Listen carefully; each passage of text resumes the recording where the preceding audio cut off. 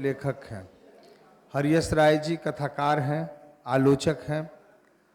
हरियश राय जी, आपसे आग्रह है कि आप भी आएं और मंच पर स्थान ग्रहण करें। और अब हमारे पटना कॉलेज के पूर्व प्राचार्य प्रोफेसर तरुण कुमार जी हैं। आपसे आग्रह है कि आप आएं और मंच पर स्थान ग्रहण करें। आप हरिश्चंद्र शर्मा जी, आप यहाँ आइए, मैं कुर्सी लगवा देता हूँ। आप भी आइए। किताब मित्रों, एक बार फिर से आप सबों का स्वागत है। और सबसे पहले अपने मंचासीन वक्ताओं से आग्रह करता हूं कि एक बार पुस्तक का लोकार्पण करें।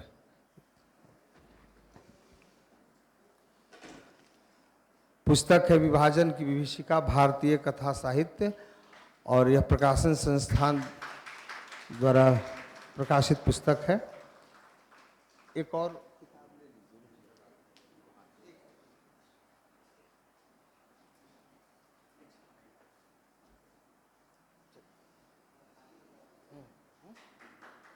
ताली बजाएं।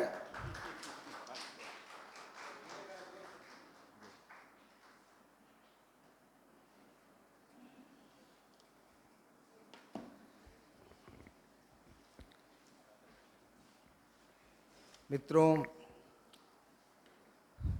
हम लोग पहला सत्र भी थोड़ी देर से शुरू किए थे, इसलिए दूसरा सत्र भी थोड़ी देर से शुरू हो रहा है। लेकिन पहला सत्र भी बहुत शानदार जानदार रहा है और दूसरा सत्र भी बहुत शानदार जानदार रहेगा। मित्रों,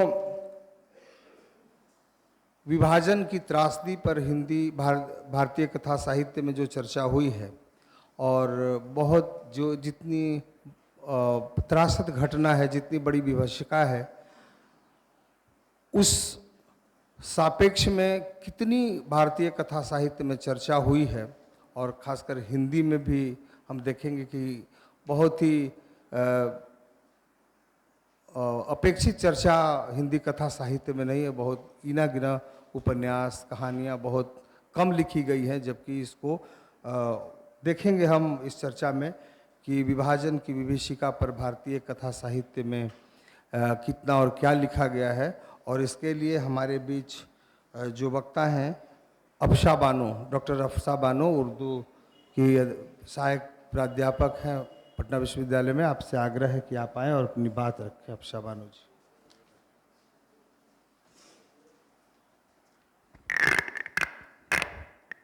बहुत शुक्रिया। मुअज़्ज़ज़ डाइस और सामने बैठे सामीन, वक्त बहुत ज़्यादा हो गया है, मैं डायरेक्ट अपने मकाले पर आती हूँ। मैंने मकाला लिखा है, विभाजन विभीषिका 1947 ईस्वी में भारत और पाकिस्तान के बंटवारे के समय शुरू हुई व्यापक हिंसा, दर्द और विस्थापन की त्रासदी है। ये केवल भौगोलिक बंटवारा नहीं था, बल्कि धर्म के आधार पर हुए इस बंटवारे ने परिवार और समुदायों के बीच गहरा सामाजिक और भावात्मक विभाजन पैदा किया, जिसके प्रभाव आज भी हमें देखने को मिलते हैं। हरियश राय की पुस्तक विभाजन की विभीषिका भारतीय कथा साहित्य दरअसल इसी त्रासदी को भारत की विभिन्न भाषाओं के साहित्य में तलाशने की एक मुहिम है। 15 अप्रैल 1954 ईस्वी को उत्तर प्रदेश के फतेहगढ़ में जन्मे हरियश राय के पिता फौज में थे। उनकी प्रारंभिक शिक्षा फतेहगढ़ में ही हुई। हायर सेकेंडरी पास करने के बाद 1971 ईस्वी में वे दिल्ली आए, जहां मोतीलाल नेहरू कॉलेज से बीए ऑनर्स की पढ़ाई पूरी की। एमए करने के बाद बैंक में उनकी नौकरी हो गई और फिर 32 वर्षों तक बैंक में सेवा देने के बाद 2014 में वो उप महाप्रबंधक के पद से सेवा मुक्त हुए। हरियश राय ने अपनी लेखन कला का आगाज व्यंग से किया। उनकी पहली पुस्तक भी व्यंग संग्रह बबुआ की क्रांति है। उन्होंने कई विधाओं में लेखन कार्य किया। नागफनी के जंगल में, मुट्ठी में बादल, दहन, माटी राग और धूप उनके उपन्यास हैं। कहानियों के कई संग्रह भी प्रकाशित हो चुके हैं। बर्फ होती नदी, उधर भी सहरा, अंतिम पड़ाव, वजूद के लिए सुबह सवेरे, किस मुकाम तक, महफिल और कलम आदि। उनकी चयनित कहानियों के भी कई संग्रह प्रकाशित हो चुके हैं। 25 कहानियाँ, मेरी प्रिय कथाएं, हिसाब किताब, पहाड़ पर धूप एवं अन्य कहानियाँ, पानी की तेज धार आदि। बैंकिंग जीवन के अपने अनुभव को उन्होंने संस्मरण के तौर पर तय किया मैंने सफ़र में साझा किया है। सामाजिक विषय से संबंधित उन्होंने कई पुस्तकें लिखी हैं जो इस तरह हैं: भारत विभाजन और हिंदी उपन्यास, भाषा नीति और लोकहित, समय के सरोकार, भाषा शिक्षा और औपनिवेशिक दास्ता, सूचना तकनीक बाजार एवं बैंकिंग। आप उद्भावना पत्रिका के उप संपादक भी रहे हैं और उद्भावना के भीष्म साहनी अंक का संपादन भी किया है, जिसे बाद में पुस्तक के रूप में भी प्रकाशित किया।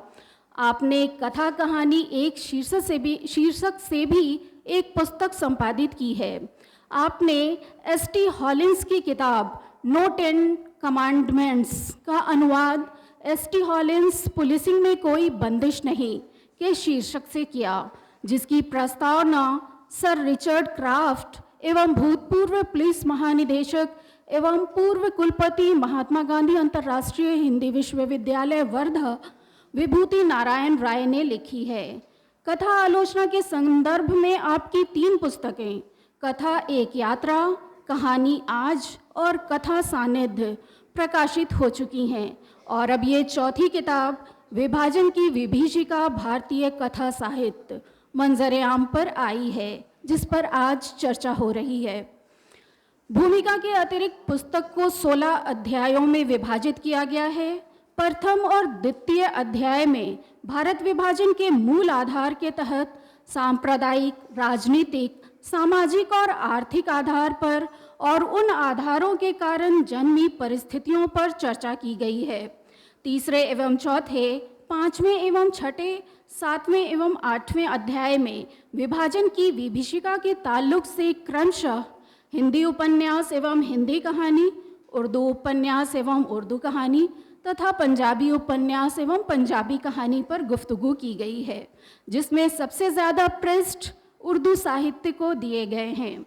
इसके बाद क्रमशः 9वें और 10वें अध्याय में बंगाली और सिंधी साहित्य पर चर्चा है। 11वें अध्याय में गुजराती, डोगरी, मराठी और असमिया कहानी को अति संक्षेप में मात्र 6 पृष्ठों में ही समेट दिया गया है।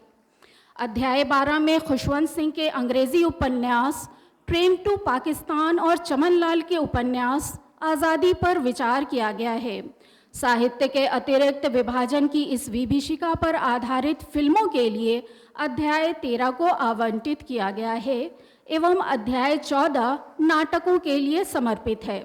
अध्याय 15 कथेतर गद्य यानी नॉन फिक्शन के लिए है और अंतिम अध्याय में बंटवारे के बाद से लेकर आज के समय तक संक्षेप में इसके प्रभाव और परवर्ती घटनाओं का जिक्र किया गया है।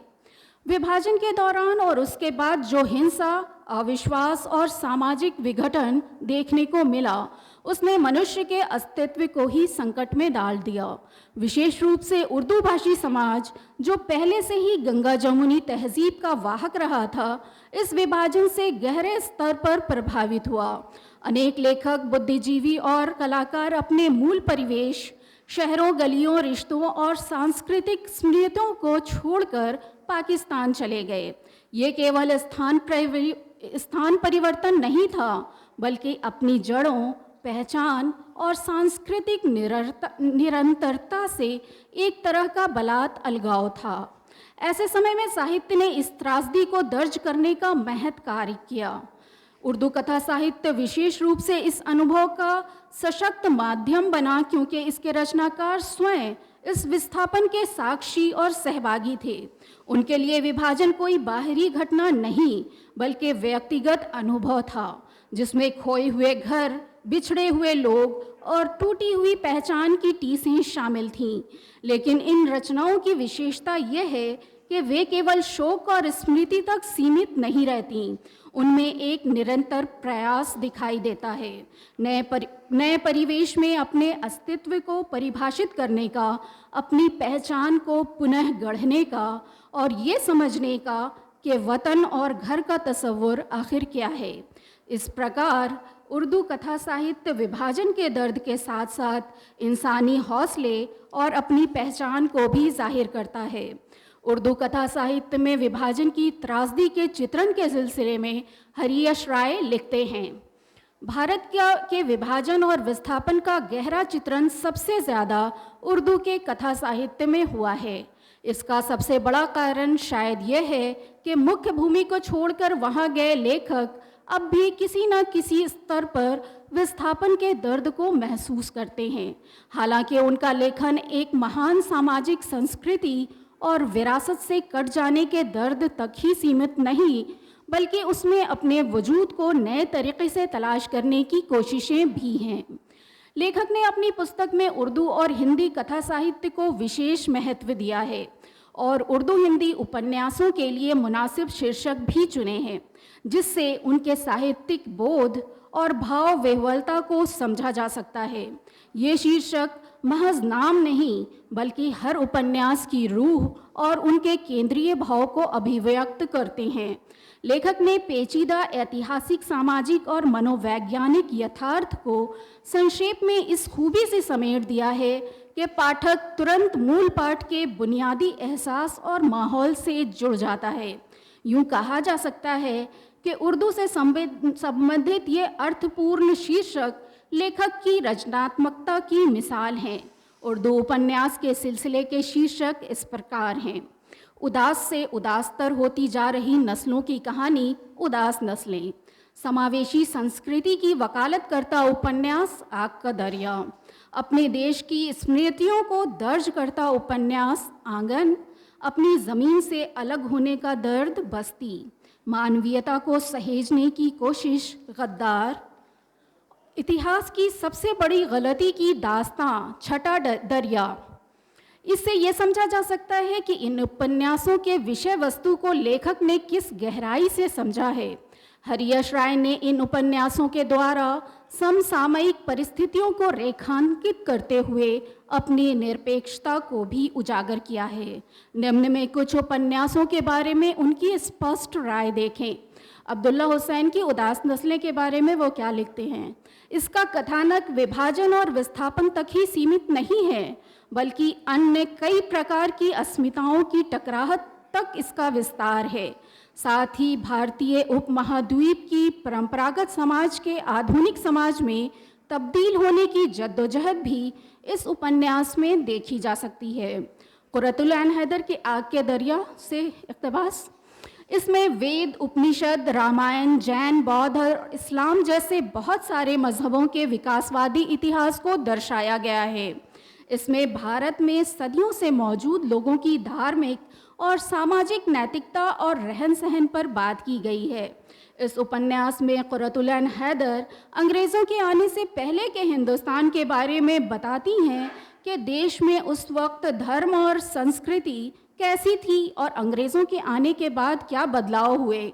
यह उपन्यास कांग्रेस, मुस्लिम लीग, समाजवादी और कम्युनिस्ट जैसी विचारधाराओं के अलावा नई पीढ़ी के इनकलाब की ख्वाहिश की बात करता है। खदीजा मस्तूर के आंगन के सिलसिले में लिखते हैं, खदीजा मस्तूर का उपन्यास आंगन भारत और पाकिस्तान के विभाजन के बाद लिखे गए सबसे मशहूर उर्दू उपन्यासों में से एक है। उपन्यास को 1940 के दशक में भारतीय स्वतंत्रता की पृष्ठभूमि में लिखा गया है। उपन्यास की कथा भारत विभाजन और दूसरे विश्व युद्ध की घटनाओं से गुजरती हुई पाकिस्तान के बनने पर ख़त्म होती है। उपन्यास की कथा का केंद्र घर का आंगन है। इस आंगन से हमें पता चलता है कि किस तरह देश का विभाजन परिवार को भी विभाजित कर देता है। फ़िक्र तौंसवी का छठा दरिया, अपनी इस डायरी में फ़िक्र तौंसवी के इस बर्बर समय की दास्तां कहते हैं। वो ये समय था जब यूरोप में विज्ञान, दर्शन, ज्ञान फल फूल रहा था। ऐसे समय में जब एक तरफ नागासाकी और हिरोशिमा में परमाणु बम बरसाए जा रहे थे, तो दूसरी तरफ भारत में धर्म के आधार पर लोग एक दूसरे का खून बहा रहे थे। 1948 ईस्वी में प्रकाशित तोंसवी का संस्मरण आज भी उतना ही महत्वपूर्ण है, क्योंकि हाल ही में भारत में सांप्रदायिक तनाव बढ़ रहे हैं। ये डायरी कई सारे सवाल हमारे सामने रखती है और ये बताने की कोशिश करती है कि जो आज़ादी हमें मिली थी वो आज़ादी थी ही नहीं। असल में तो अंग्रेज़ों ने अपने स्वार्थ के लिए दोनों देशों में नफ़रत की एक ऐसी आंधी चलाई जिसका खमियाजा दोनों देश आज तक भुगत रहे हैं। अपनी किताब में हरीश राय ने सादत हसन मंटो को सबसे ज़्यादा 10 पृष्ठ दिए हैं और दिल लगाकर उनकी कहानियों का विश्लेषण किया है। मंटो की अफसाना निगारी के संबंध में कहते हैं, मंटो के लिए देश का बंटवारा केवल एक त्रासदी भर नहीं था, बल्कि एक बहुत बड़ा ज़ख्म था। ये ज़ख्म उनकी कहानियों में लगातार रिश्ता रहा। दूसरी जगह लिखते हैं, मंटो की कहानियों में विभाजन के संदर्भ बार बार आते हैं और इन संदर्भों का मकसद विभाजन के दौरान बरती गई क्रूरता और अमानवीयता को दर्ज कर इंसान की उस फितरत को सामने लाना है जिसमें वहशीपन समाया रहता है। इस विभाजन ने आम आदमी से उसकी मासूमियत छीनकर उसे बेहिस और क्रूर बना दिया था और ये सब सोची समझी साजिश के तहत हो रहा था। इस संदर्भ में लेखक ने विभाजन की नफ्सियात को समझने की कोशिश की है और मंटो की कहानियों को इससे जोड़ा है। वो कहते हैं, विभाजन के तहत हिंदुओं को पहले से और ज़्यादा हिंदू और मुसलमानों को पहले से और ज़्यादा मुसलमान बनाया जा रहा था। धर्म के नाम पर एक दूसरे के बीच नफरत फैलाई जा रही थी। मंटो अपनी कहानियों में इसका पुरजोर विरोध करते हैं। हरीश राय की विभिन्न विधाओं में लेखनी पर जब हम नज़र करते हैं तो हमें ये महसूस होता है कि बुनियादी तौर पर वे कथाकार ही हैं। फिक्शन लिखते हुए वो न सिर्फ ज़िंदगी के नाजुक, तल्ख और गहरे अनुभवों को नहायत ही दिलकशी के साथ पेश करते हैं, बल्कि अपने पात्रों के ज़रिए इंसानी जज्बात की बारीकियों को भी महारत के साथ उजागर करते हैं। वो यद्यपि आलोचना के मैदान में भी अपनी मौजूदगी का एहसास कराते हैं, मगर उनकी आलोचना वस्तुतः एक फिक्शन राइटर के तजुर्बात के सहारे ही शक्ल लेती है। ये पुस्तक जितने गंभीर विषय पर लिखी गई है, लेखक ने सामग्री संयोजन और विश्लेषण में भी उसी वांछित गंभीरता को अपनाया है। समय की कमी के कारण मैंने सिर्फ उर्दू खंड को ही अपने विश्लेषण का हिस्सा बनाया है, मगर सच्चाई ये है कि ये पुस्तक संपूर्ण भारतीय साहित्य के कथा लेखन को केंद्र में रखकर विभाजन की त्रासदी को रेखांकित करने में कामयाब है। ऐसी पुस्तकें ज़्यादा नहीं मिलती जिनमें अनेक भाषाओं के विभाजन सरोकारों पर विमर्श मौजूद हो। उर्दू, हिंदी के साथ बंगला, पंजाबी और अंग्रेज़ी भाषाओं की रचनाओं पर गंभीर चर्चा विभाजन के कारणों को अधिक विस्तार और गहराई से देखने की कोशिश है। इसके साथ फिल्म, नाटक और कथेतर साहित्य को शामिल करने से इस विमर्श का फलक विस्तृत हुआ है। विभाजन साहित्य पर हिंदी, उर्दू तथा अंग्रेज़ी में अच्छी पुस्तकों की कमी नहीं, लेकिन हरीश राय की इस पुस्तक के मर्मस्पर्शी विश्लेषण और विस्तृत दृष्टिकोण के कारण इसे विभाजन से संबंधित अग्रणी आलोचनात्मक साहित्य में गिना जाएगा। किसी आलोचनात्मक और शोध पुस्तक में संदर्भ देने की विधि केवल एक औपचारिक आवश्यकता नहीं है, बल्कि ये अकादमिक सत्यनिष्ठा, शोध की विश्वसनीयता और पाठक के विश्वास का आधार है। शोध में संदर्भ वास्तव में इस बात का प्रमाण होता है कि लेखक ने अपने विचार को प्रामाणिक बनाने के लिए किन स्रोतों का उपयोग किया है। एक पूर्ण संदर्भ पाठक को मूल स्रोत तक पहुंचने, उसकी जांच करने और लेखक की सत्यनिष्ठा का आकलन करने का अवसर प्रदान करता है। इस हवाले से ये पुस्तक हमें निराश करती है। एक ही पुस्तक अलग अलग समय पर अलग अलग संस्करणों से प्रकाशित हो सकती है। यदि प्रकाशन वर्ष और प्रकाशक का नाम उपलब्ध न हो तो पाठक के लिए यह निर्धारित करना कठिन हो जाता है कि संदर्भ किस संस्करण से लिया गया है। अधूरा संदर्भ शोध की गंभीरता पर प्रश्न चिन्ह लगाता है और न केवल पुस्तक के विद्वतापूर्ण मूल्य को कम करता है, बल्कि अकादमिक जगत में यह धारणा भी बनती है कि लेखक ने शोध के सिद्धांतों का पूरी तरह से पालन नहीं किया है या लापरवाही बरती है। शुक्रिया। बहुत बहुत शुक्रिया आप शाबानो जी। अब हमारे बीच डॉक्टर अलीना अली मलिक हैं। आपसे आग्रह है कि आप आएँ और अपनी बात रखें।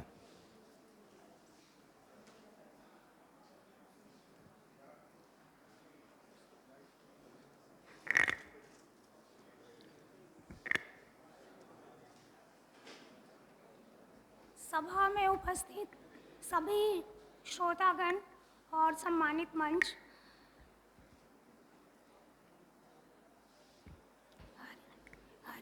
हरियश राय जी की यह किताब विभाजन की विभीषिका भारतीय कथा साहित्य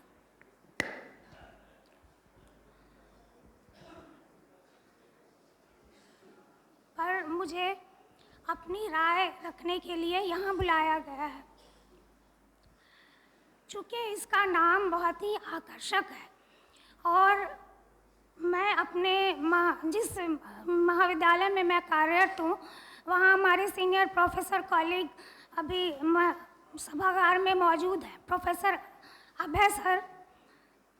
उनसे हमारी बात होती है कि उर्दू कथा साहित्य में जो विभाजन का जो दर्द है और हिजरत के जो मौज़ूआत हैं उस पर हम लोग कोई परिचर्चा रखें या एक सेमिनार जैसा रखें, क्योंकि उनकी भी काफ़ी रुचि है इसको जानने और समझने में।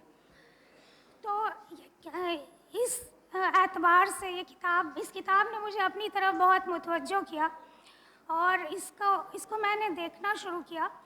तो इब्तदाई जो सफ़हात हैं उसमें 100 से ज़्यादा सफ़हात उस वक्त की जो आज़ादी के स्वतंत्रता आंदोलन के समय के जो राजनीतिक परिदृश्य हैं उन पर ये 100 सफ़े उनके लिए वक्फ हैं। और एक उर्दू के आम कारी और तालिब इल्म की हैसियत से मुझे ये सही लगा कि जो नौ आमोज़ जो तालिब इल्म है या उर्दू का आम कारी जो इतिहास में से जिसकी बहुत वाक़फ़ियत नहीं है, उसके हिसाब से उन चीज़ों को, उन संदर्भों को समझने में आसानी होगी कि इतिहास में किन वजूहात से, किन कारणों से मुल्क का विभाजन हुआ और क्या उसका पस मंज़र रहा, बैकग्राउंड क्या रहा। उसके अलावा जो भारतीय कथा साहित्य की जहाँ तक मैं बात करूँ तो हिंदी कथा साहित्य और हिंदी उपन्यास इसमें शामिल हैं और उर्दू में भी अच्छी खासी तादाद में उपन्यास और कहानियाँ शामिल हैं।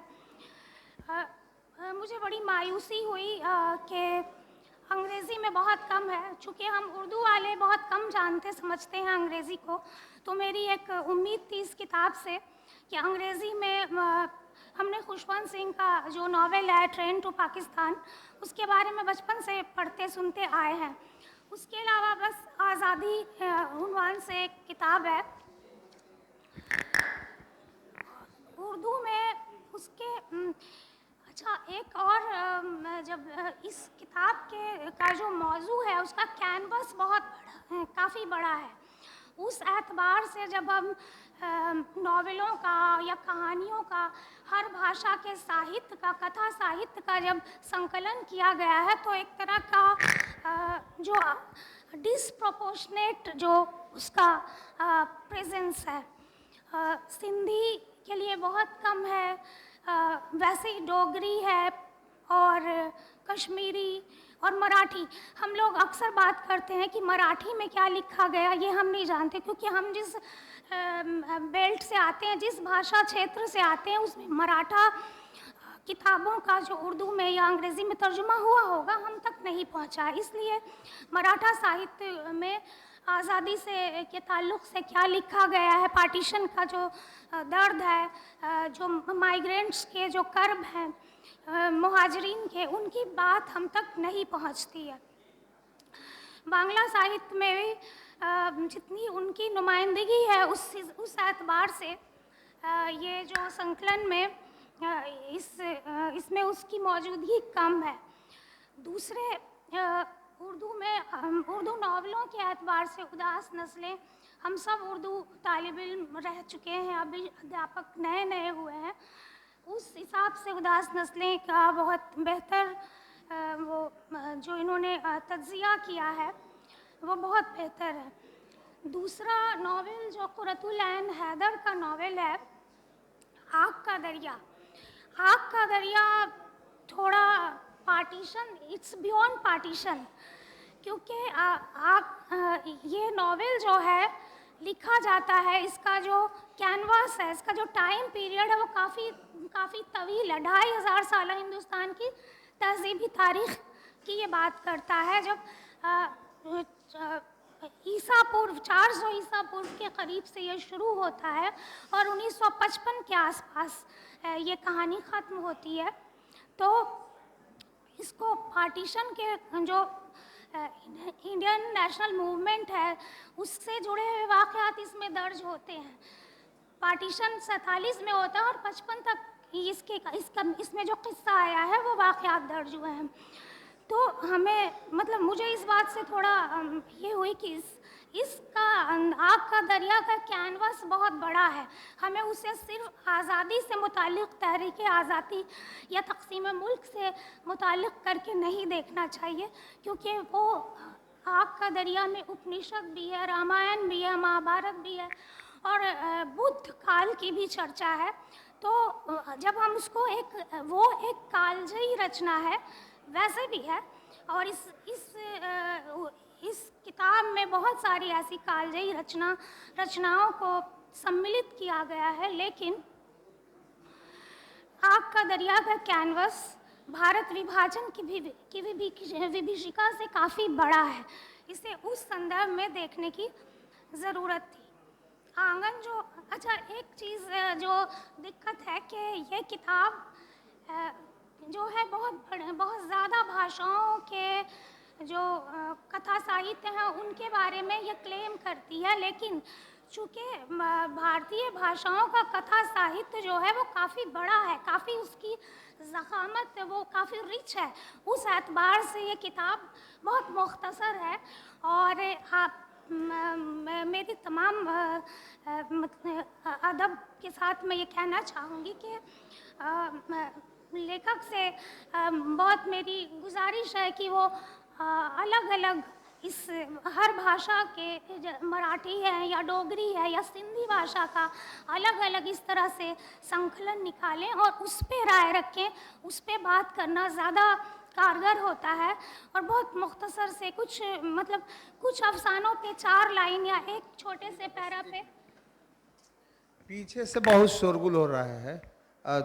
हाँ, अच्छा ठीक है आपका, हाँ आपका सुझाव ठीक है, लेकिन शोरगुल थोड़ा कम हो, पीछे से बहुत ज़्यादा हो रहा है जी। अलीना इसको माइक, अच्छा ओके। तो मेरा ये निवेदन था, साहिब किताब से गुजारिश है कि वो अलग अलग ज़बानों का आज़ादाना तौर पर ऐसे एक मजमुआ, एक संकलन विभाजन के कथा साहित्य से लाएं और उस पर इंडिपेंडेंट काम हो, तो ये उनका बहुत बड़ा योगदान होगा। मैं चूँकि उर्दू की ही तालिब इल्म रही हूँ और उस भाषा में उस साहित्य पे बात करना आसान है जिसको मैंने पढ़ा है। जैसे कुछ उर्दू के नावल हैं जो मैंने पढ़े हैं, या फिर पंजाबी साहित्य में या हिंदी में कमलेश्वर की कितने पाकिस्तान है, या अमृता प्रीतम की जो पिंजर है, पूरो, उसमें जो पूरो और रशीद का किरदार है। तो ये किताब जो है तमाम तर उन कथा साहित्यों को संकलित करती है, और इसका बस एक ही मर्म मुझे समझ में आता है कि चाहे आबादी किसी भी धर्म से, किसी भी क्षेत्र से, किसी भी समुदाय से आती हो और उसने विभाजन का जो भी दंश झेला है, चाहे वो उसमें हर किरदार, हर कैरेक्टर, चाहे वो हिंदू हो या मुसलमान हो या पंजाबी हो या बंगाली हो या बिहारी हो, सब मजलूम नज़र आते हैं। किसी पे से आप नफ़रत नहीं कर सकते हैं। कोई किरदार ऐसा नहीं होता है कि आप जिससे नफ़रत कर पाएँ। मंटो का अफसाना है शरीफन। शरीफन का बाप कासिम अपनी बेटी पर हुए जुल्म से परेशान और बदहवास होकर जब बाहर निकलता है, और उसके मतलब इंसान को मज़हब जो है ऐसी आग है जो इस तरह से उसके ख़याल, उसकी शख्सियत को जला देती है कि जिस जुल्म को वो अपनी बेटी पर, उसके जो जुल्म होता है वो बर्दाश्त नहीं कर पाता, और वही जुल्म वो किसी और की बेटी के साथ करता है। तो मज़हब जो खब्त है, ये ऐसे ही इंसानों को हैवान बना देती है, और उस हैवानियत से उसी हैवानियत का शिकार पिंजर का जो मेन कैरेक्टर है रशीद। रशीद कोई वैसा किरदार नहीं होता है कि उसको अगवा करना होता है पूरों को, जिसकी शादी होने वाली है किसी और से, और वो एक ख़ानदानी दुश्मनी है, और जिसके बदले में उसको उसके बड़े उकसाते हैं कि तुम आज बदला लो और उसको अगवा कर लो, और ऐसे ही एक गिल्ट में वो उसकी पूरी लाइफ गुजरती है। उस पिंजर की जो मेन कैरेक्टर है पूरो, आप पूरो कभी ना वो जी सकती है ना मर सकती है, वो खुद से उसे कराहियत होती है, और उसको जब मौका मिलता है इस ज़िंदगी से बाहर जाने का, तो वो कहती है कि नहीं, रशीद ही मेरा सच है। आप यहाँ कुछ तालिब इल्म भी मौजूद हैं, मेरी उनसे ये मशवरा होगा कि आप पिंजर पढ़िए। अब हमने जब इस नॉवेल को पढ़ा था स्टूडेंट लाइफ में, it haunts you for weeks. मतलब ऐसी भी ज़िंदगी, ऐसे भी दर्दनाक हमने हादसात देखे। अच्छा, हमारी जनरेशन को ये मौका नहीं मिला देखने का। हम उस एतबार से खुशनसीब हैं कि आपके घर में सारे अफराद को मार दिया जाए और हर इस तरह के मजालिम का शिकार औरतें होती हैं, और उस घर में एक खातून बचती और जिसको उन सारे लोगों के कातिल के साथ जीना पड़े। तो इससे बड़ा टॉर्चर और गम क्या होगा एक इंसानी तारीख में। तो उस एतबार से पिंजर, और पिंजर का जो आपने एनालिसिस किया है वो बहुत ही बेहतरीन है। मंटो के अफसाने भी बहुत उम्दा अफसानों का आपने इंतखाब किया है। उर्दू नावलों में आंगन जो है वो खातून, पहली कोई खातून है जिनके हवाले से एक पूरा सियासी और वो एक मुकम्मल नावल है, और उसमें मुख्तलिफ़ तालीमी दर्जात से आने वाली ख़वातीन हैं, और सबका सियासी शऊर वाज़ेह है। ऐसा नहीं है कि वो छम्मो जो बहुत कम पढ़ी लिखी है उसका कोई वो पॉलिटिकल स्टैंड नहीं है, पॉलिटिकल व्यू नहीं है, उसका भी बहुत एक सियासी नज़रिया उसका वाज़ेह है। उसे मालूम है कि सब कांग्रेसी नहीं होंगे, मुस्लिम लीगी भी रहेंगे और पाकिस्तान उसे चाहिए। और लेकिन इन सब के बावजूद एक चीज़ है कि सारी तहरीर में जो निकल कर आता है कि कोई अपनी ज़मीन, अपनी धरती, अपने रवायात, अपने दोस्तों को, चाहे वो हिंदू हो चाहे मुसलमान हो, छोड़ कर नहीं जाना चाहता है। और ये आंगन जो है खदीजा मस्तूर का, वो एक ऐसा नावल है जिसका कैनवास, उसका आंगन जो एक है तशबीह है समझ लीजिए, और उस आंगन में उस वक्त का जो हिंदुस्तान था उसका पूरा सियासी मंजरनामा सामने आ जाता है, जो सियासी उथल पुथल थी, और उससे जुड़े हुए उसके सारे मुताल्लिक़ात वो सारे उस नावल में आ जाते हैं। मुझे जानना है कि मेरे पास वक्त कितना है। और अच्छा, ये रक्तगान पंजाबी में एक जो बहुत कम नावल हैं, लेकिन नानक सिंह हैं जिनका एक नावल है रक्तगान, जिसका इंतखाब किया है इन्होंने। तो उसमें जी जी जी उसमें भी मतलब ये जो सामने आता है कि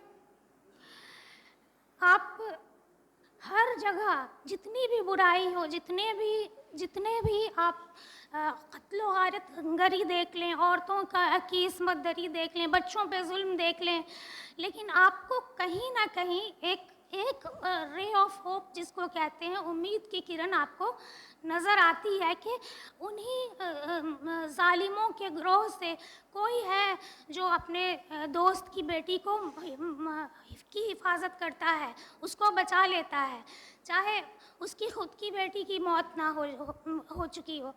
तो ये एक है रे ऑफ होप जो हमें हर जगह नज़र आती है।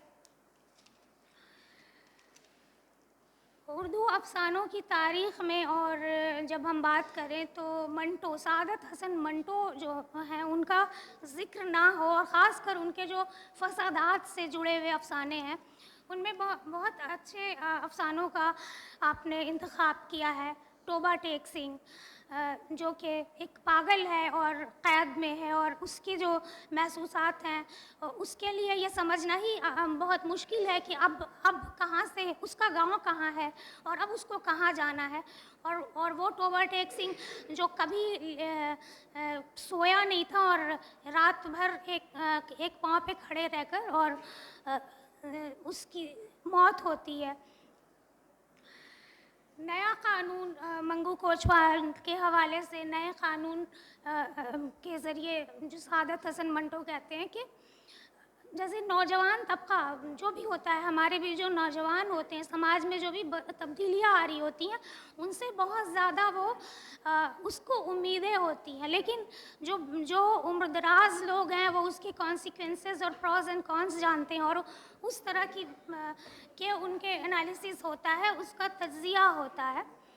तो इस तौर पे वक्त की कमी का मुझे अच्छा एक और चीज़ की तरफ बहुत बार बार इशारा है कि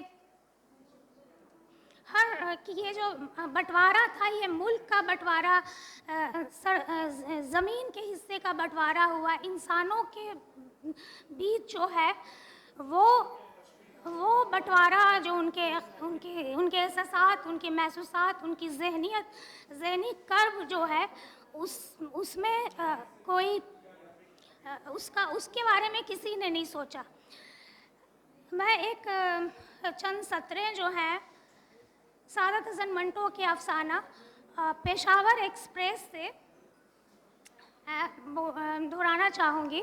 पेशावर एक्सप्रेस का जो रावी है, जो नैरेटर है, वो एक ट्रेन है, और ट्रेन जो चलती है तो अब्दालपुर से और तक्षशिला से होते हुए, और वो कहती है कि वो ये वो तक्षशिला है जहाँ पे कभी ज्ञान लोग अर्जित करते थे, जहाँ से बुद्ध और ज्ञान की परंपरा है, लेकिन यहाँ पे भी ये कत्लो गारत करी हो रही है। और जब कोई स्टेशन पहुँचती है जब कोई ट्रेन स्टेशन पहुँचती है पंजाब के किसी इलाके में, तो वो एक खौफ और खुशी दोनों की मिली जुली चीख पुकार की आवाज़ें आती हैं और फिर वो शांत हो जाती हैं। और जब ट्रेन आखिर में जाकर मुंबई में अपने यार्ड में जब वो ठहरती है, तो वो खुद क्या बोलती है कि मुझे यहाँ नहला धुलाकर शेड में रख दिया गया, मैं चाहती हूँ कि अब मुझे कोई इस सफ़र पर ना ले चले, मैं चाहती हूँ कि इस खून और मांस तथा घृणा के भार से मुझे ना लादा जाए, मैं अकालग्रस्त क्षेत्रों में अनाज ढोऊंगी, मैं कोयला, तेल और लोहा लेकर कारखानों में जाऊंगी। मंटो अक्सर अपने अफसानों में ये कहते हैं, और तारीख़ में भी जो और दूसरे अन्य भारतीय भाषा साहित्य में भी ये कहा गया है कि कुछ तो लोग वैसे होते हैं जिन्होंने जो रिएक्शन में करते हैं, ये कत्लो गारत करी जिनके साथ कुछ हुआ उसको वो उसके रिएक्शन में रद्दोअमल में ये काम करते हैं। लेकिन कुछ लोग वैसे भी होते हैं जो इन हालात का फ़ायदा उठाकर लूट मार और सारी चीज़ें कर रहे होते हैं। कुछ कई जगह ये इनके नॉवेल में भी आता है कि आप कुछ गुंडे मवाली किस्म के लोग भी इस काम में बढ़ चढ़ कर हिस्सा लेते हैं, जिन्हें और कुछ ऐसे भी लोग होते हैं जिनके पास आर्थिक स्थिति उनको मजबूर करती है लूट मार करने के लिए, और वो उस माहौल का फ़ायदा उठाकर जो है ये अपने फ़ायदे के लिए गलत इस्तेमाल करते हैं। तो मैं अब बहुत इसको तवील ना करते हुए बहुत बातें, और चूँकि मैं उर्दू का ये जो सेक्शन है उसको मैंने थोड़ा पढ़ा है और बहुत पढ़ना चाहती हूँ, तो इस पे मैं बहुत बात कर सकती हूँ, लेकिन मेरा इंटरेस्ट जो है था कि इस किताब में मराठा साहित्य पे हो, सिंधी साहित्य पे हो, बांग्ला में तो बहुत चीज़ें मिल जाती हैं, और पंजाबी नॉवेल्स में और हो, तो वो चीज़ें वो मिसिंग है, और वो एक जो है संजीदा कारी और एक विद्यार्थी और शिक्षक के रूप में मैं हरीश जी से मेरी एक मेरा अनुरोध होगा, विनम्र अनुरोध, कि वो अगला जो उनका हो तो ये इंडिपेंडेंट है सब, मतलब सारी भाषाएं जो इसमें सम्मिलित हैं, और जिसमें कुछ भाषाओं में बहुत मुख्तसर उनको मिले, तब उस पर तज्जिया, और तज्जिया पे तज्जिया करना थोड़ा उसके लिमिटेशंस हैं, तो ये, लेकिन बहरहाल ये एक वैसे लोगों के लिए जो बिल्कुल जिनको मराठा में क्या लिखा गया मैं बिल्कुल नहीं जानती, या सिंधी साहित्य में क्या है, तो मुझे बिल्कुल इसकी कोई समझ नहीं है, तो वैसे लोगों के लिए ये एक अव्वलीन किताब है, और आइंदा हम लोग फिर इस पर किसी और अच्छी विस्तृत किताब की उम्मीद करते हैं। धन्यवाद।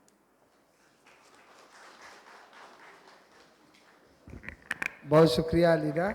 और अब सर से आग्रह है कि आप आएँ। नहीं, आप सर, आप आएँ।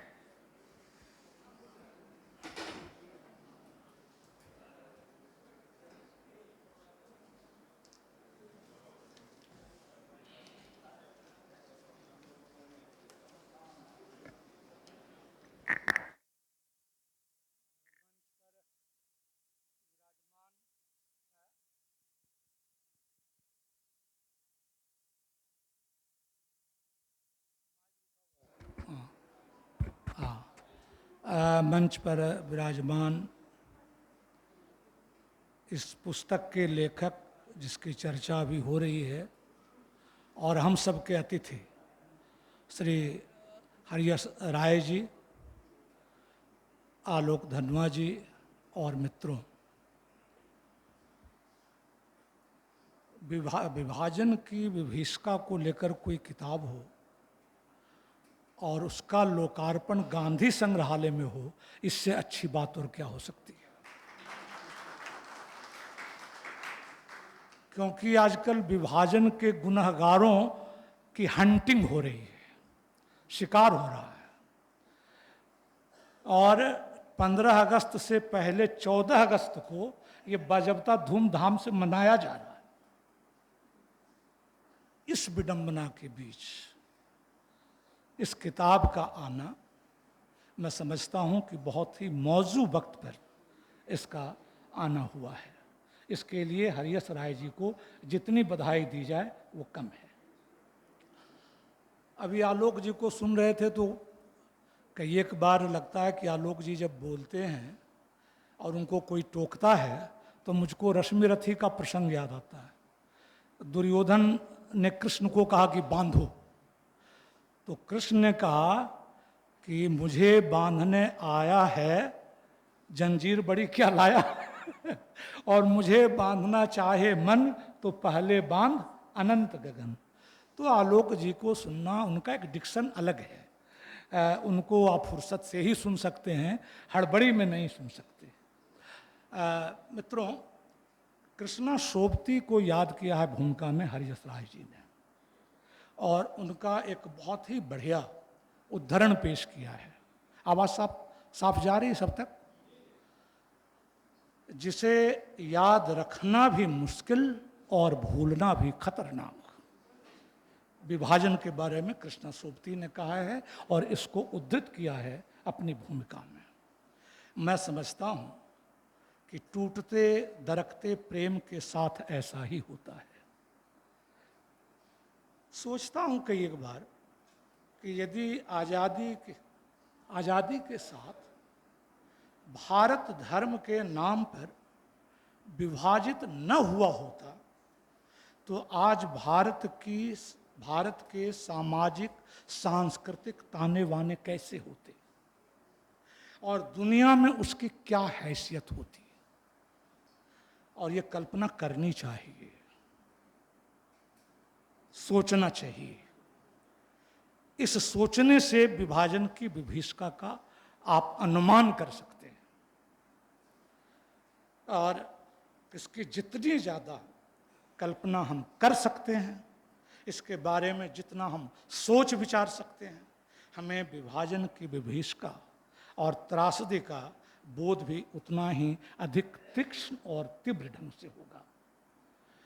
मित्रों, मुझको कई एक बार विभाजन की विभीषिका के साथ एक रूपक माथे में कौंधता है कि विभाजन की जो विभीषिका थी वो आग की चौतरफा भीषण लपटों की तरह था, जिसमें बहुत कुछ जलकर खाक हुआ, बहुत कुछ बुरी तरह झुलस गया और बहुत कुछ बदरंग हो गया। यह ऐसा अनर्थकारी सिद्ध हुआ कि भारत की किस्मत को जिस दिशा में जाना था उधर न जाकर दूसरी दिशा उसने पकड़ ली। आज़ादी के बाद के रहनुमाओं ने, मैं कहता हूं कि जिस तरह से भारत आज़ाद हुआ था, यदि नेहरू जैसा नेतृत्व न मिला होता, आज का नेतृत्व मिला होता तो खुदा न जाने क्या हो गया होता।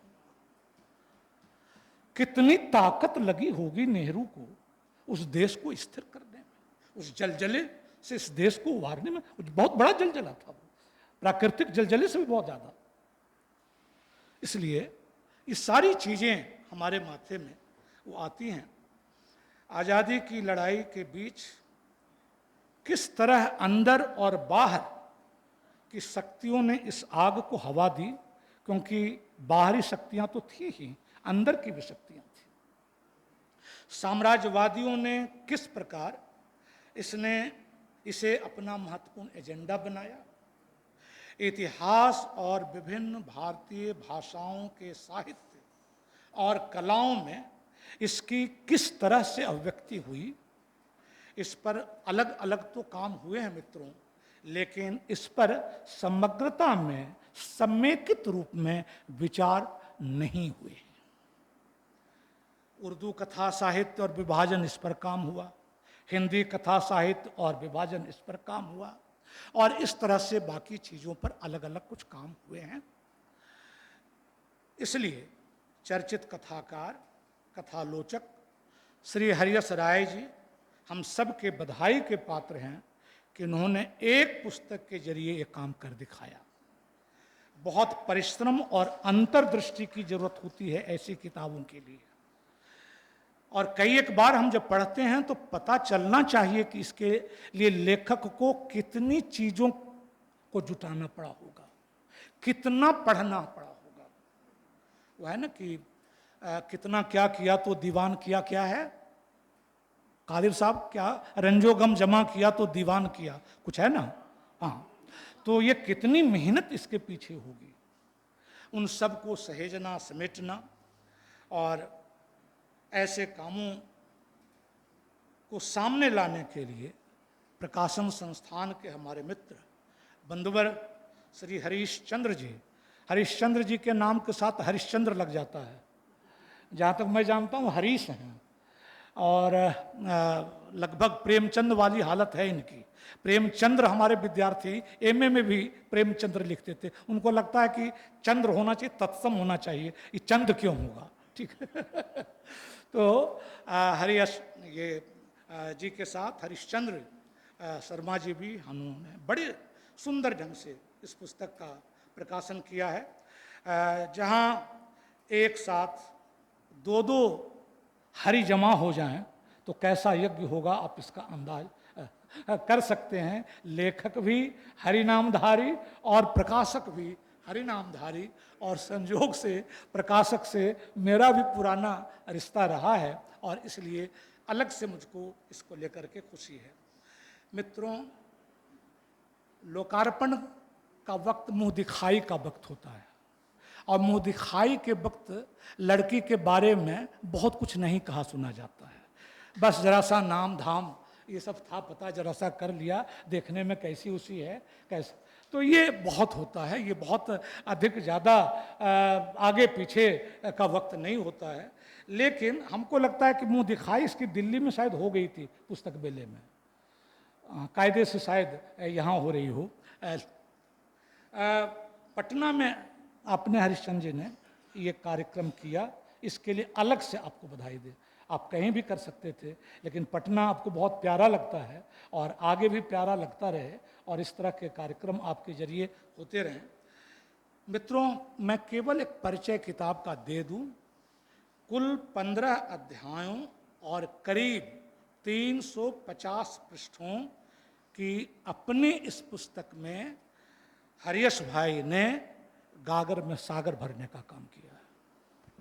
और ये मैं कह रहा हूँ तो शब्द सही में कह रहा हूँ, इसमें कोई बहुत अतिशयोक्ति नहीं है, अतिशयोक्ति करने की बहुत आदत भी नहीं है। वैसे मुझे ऐसा लगा कि उसे अध्याय की जगह यदि खंड वो कहते, सेक्शन कहते, तो ज़्यादा सही होता, क्योंकि अध्यायों में देखा जाता है कि पूर्वापर संबंध है कि नहीं। जो पिछला है उससे आगे, फिर उससे आगे, फिर उससे आगे, तो ऐसा तो रिश्ता है नहीं इसमें। ये लगभग अलग अलग सेक्शंस हैं, तो अध्याय की जगह यदि इसे खंड कहा जाता तो मैं समझता हूं कि पुस्तक की जो प्रकृति है वो उसके ज़्यादा अनुरूप होता। बहरहाल, इन अध्यायों के नाम से ही आपको इस पुस्तक के स्वरूप और इसकी सामग्री का पूरा परिचय मिल जाएगा। पहला अध्याय है भारत विभाजन के मूल आधार, जिसमें विभाजन के सांप्रदायिक, राजनीतिक, सामाजिक, आर्थिक आधारों की ऐतिहासिक राजनीतिक पड़ताल की गई है, और इसके लिए जो जरूरी पुस्तकें हो सकती हैं उनको जरूरी जगहों पर संदर्भित करते हुए अपनी बात कही गई है, और एक तरह से तथ्यात्मक तरीके से इन्होंने अपनी बात कहने की कोशिश की है।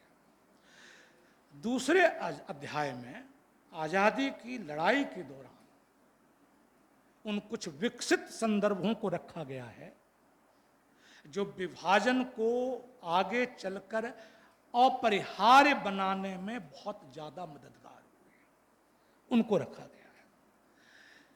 क्या देश विभाजन को रोका जा सकता था? यह तब से लेकर अब तक एक यक्ष प्रश्न बना रहा है, और इसे पढ़ना अलग से दिलचस्पी का विषय हो सकता है, क्योंकि इस पुस्तक को पढ़ते हुए आपको ऐसा बहुत कुछ सोचने पर मजबूर होना पड़ सकता है। इस प्रश्न का बिल्कुल हम लोग हिंदी के विद्यार्थी काल का भेद पढ़ाते हैं तो हेतु हेतु मध्य भूत एक पढ़ाते हैं, तो कुछ हेतु हेतु मध्य भूत में इसका इन्होंने अपने हिसाब से जवाब दिया है, और उन्होंने कहा, और वो बात गौर करने लायक है, और इस सदन में ये बात आनी चाहिए ताकि लोग उस पर विचार कर सकें। पहले भी लोगों ने कहा है और लेखक ने भी इसको रखा है कि कांग्रेस और लीग के नेता यदि सत्ता का मोह छोड़ते और सत्ता भारत की क्रांतिकारी शक्तियों को सौंपने पर सहमत होते तो विभाजन को रोका जा सकता था। ये हरियस जी भी कहते हैं और पहले भी लोगों ने कहा है, लेकिन इसके लिए ब्रिटिश साम्राज्यवाद की रजामंदी की जरूरत थी, जो संभव न हो सका। विचारणीय सवाल यह भी होना चाहिए कि खुद उस समय की जो क्रांतिकारी शक्तियां थी वो इस लायक थी कि नहीं कि सत्ता पर काबिज हो सके और सत्ता वो ले सके। ये भी सोचने की बात है, इस पर भी विचार करना चाहिए।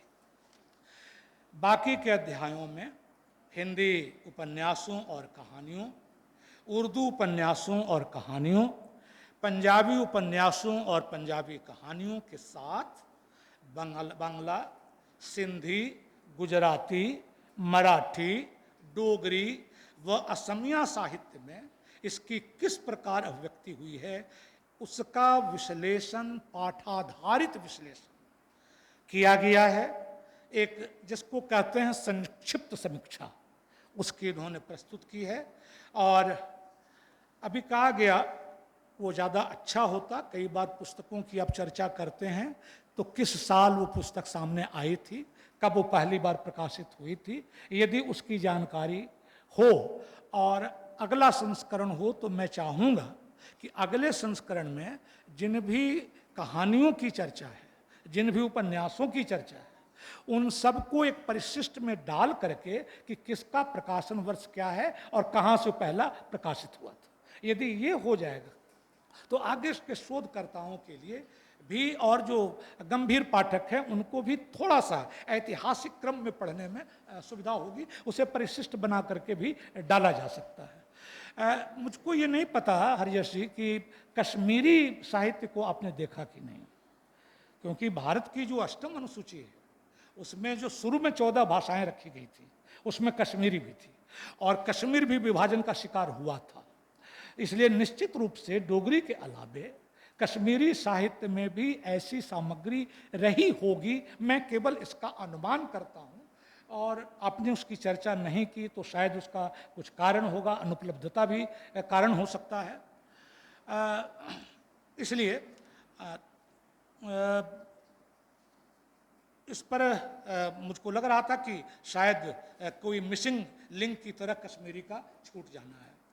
अंग्रेजी के 2 उपन्यास खुशवंत सिंह के पाकिस्तान मेल तथा चमनलाल नहल के उपन्यास आज़ादी को लेकर भी 12वें अध्याय में चर्चा की गई है।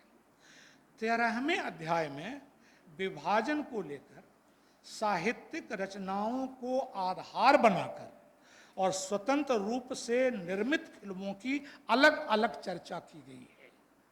ये काम इसके पहले हिंदी में, जैसा कि मैंने कहा कि कथा साहित्य भी और फिल्मों को भी 2 सेक्शन में बांटा। जिन फिल्मों का निर्माण साहित्यिक कृतियों के आधार पर हुआ था और जिन फिल्मों का निर्माण स्वतंत्र रूप में से हुआ था विभाजन के विषय को लेकर, उसको इन्होंने सामने रखा है। और एक स्वतंत्र अध्याय में विभाजन को लेकर लिखे गए असगर बजाहत और भीष्म साहनी और मोहम्मद असलम खान के नाटकों की भी चर्चा है। इसीलिए मैंने कहा कि एक समग्र और समेकित रूप में ये लिखी गई है पुस्तक। और जो आखिरी अध्याय है उसमें कथेतर गद्य, हालांकि कथेतर गलती से कथेतर लिखा गया है, वो कथेतर नहीं है, वो कथा जोड़ इतर है, कथेतर। आमतौर पर और लोग भी, हम जैसे प्रोफेसरान भी उसको कथेतर बोलते हैं, तो इतर नहीं है, वो इतर ही है। तो वो अध्याय में वो कथेतर होना चाहिए, क्योंकि बहुत सुंदर ढंग से पुस्तक है। तो बहुत सुंदर कोई चेहरा हो तो जरा सा भी कुछ हो तो कुछ दिख जाता है। हमारा जैसा कुछ भी हो तो कर दीजिए तो कोई फर्क पड़ता नहीं। तो मुझको वो खटका। तो आखिरी में जो कथेतर गद्य है उसमें असगर बजाहत की किताब पाकिस्तान का मतलब क्या है, और पाकिस्तान का मतलब क्या है ये तो बड़े बड़े आज भी नहीं समझ पाए हैं। पता नहीं पाकिस्तान भी समझता है कि नहीं। हमको तो लगता है कि वो खुद नहीं समझ रहा है कि हम क्या है, और पैदाइश के समय से ही नहीं समझ रहा। जैसे कर्ण को दिक्कत थी पैदाइश के समय से, लगभग वैसी ही स्थिति पाकिस्तान की है। तो इस पुस्तक के साथ उर्वशी बुटालिया ने बहुत अच्छी किताब लिखी थी। उनकी बातचीत को सामने रख करके वो किताब लिखी गई है। जी हाँ जी, और दस्तावेजों को संदर्भित करते हुए उसकी समीक्षा की गई है। मित्रों, पुस्तक के इस ढांचे से आपको अंदाज लग गया होगा कि पुस्तक न केवल उर्दू वाले माफ़ करें, मैं अपने मन से बोल रहा हूँ, पुस्तक न केवल काबिले पढ़ है बल्कि काबिले रख भी है। ठीक है। इसलिए मैंने कहा कि उर्दू वाले माफ़ करेंगे, यानी पढ़िए ही नहीं, ये संजो कर रखने की है। आपको कभी कभी लगातार उसको संदर्भित करने की इच्छा होगी, देखने की इच्छा होगी। तो ऐसे वक्त में ये पुस्तक आई है जब विभाजन का प्रेत फिर से हमारे सर पर बुरी तरह मड़राना शुरू कर चुका है। 1848 में मार्क्स ने मैनिफेस्टो जो लिखा था, मार्क्स एंगल्स ने, उसका पहला वाक्य है, आजकल यूरोप के सर पर एक भूत मंडरा रहा है और वो भूत है मार्क्सवाद। आज पूरी दुनिया में, अपने देश में भी विभिन्न कारणों से, कभी राष्ट्रवाद कारण है, कभी धर्म कारण है, कभी और भी कुछ कारण है, जो कुछ अभी घटित हो रहा है वो सच पूछिए विभाजन के ही चौतरफा प्रेत जो हो सकते हैं, अनेक रूपों में विभाजन जो हो सकता है, उसका प्रेत हम सब के सर पर, दुनिया के सर पर मढ़ा रहा है। ऐसे वक्त में इस किताब का आना, और मुझको देख रहा था हिंदी उर्दू में, तो एक तो ये है कि पुस्तक जो लिखी गई है तो लग रहा है कि जितनी चीज़ें हिंदी में कहानियाँ जितनी लिखी गई सब की सब उसमें आ गई हैं, उर्दू में जितनी कहानियाँ लिखी गई हैं सबकी चर्चा हो गई है। इस पुस्तक में हमको पढ़ते हुए एक बात आई, और मैं प्रकाशक को भी सलाह दे रहा हूँ और लेखक को भी सलाह दे रहा हूँ। अब थोड़ा सा बुजुर्ग होने की उम्र हो गई है तो सलाह उलाह दी जा सकती है, कोई ख़ास बात अब नहीं है। अब रिटायर कर गया हूँ, जब तक रिटायर नहीं किया था तो सलाह उलाह नहीं देता था। ठीक कि इतनी मेहनत से आपने सारी चीज़ों को सामने लाया है, उन सब का टेक्स्ट तैयार कर दीजिए एक जगह। जितनी कश्मीरी कहानी, जितनी कहानियों को आपने विभिन्न भाषाओं को, तो आपने देखा होगा उल्टा पलटा होगा, तो उसको एक जगह ला करके आप यदि कर दें टेक्स्ट को, उन कहानियों को। और उर्दू कहानी के बारे में तो मेरा अपना ख्याल है, उसका अनुवाद तो कोई विश्वसनीय होता नहीं, उसका लिप्यंतरण ही हो, और केवल जहाँ कठिन मानने लगे कि इसको बताना जरूरी है वहाँ आप फुटनोट में बता दीजिए। सबसे अच्छा तरीका हिंदी उर्दू का साझा चलने का यही है कि लिप्यंतरण कीजिए। अनुवाद में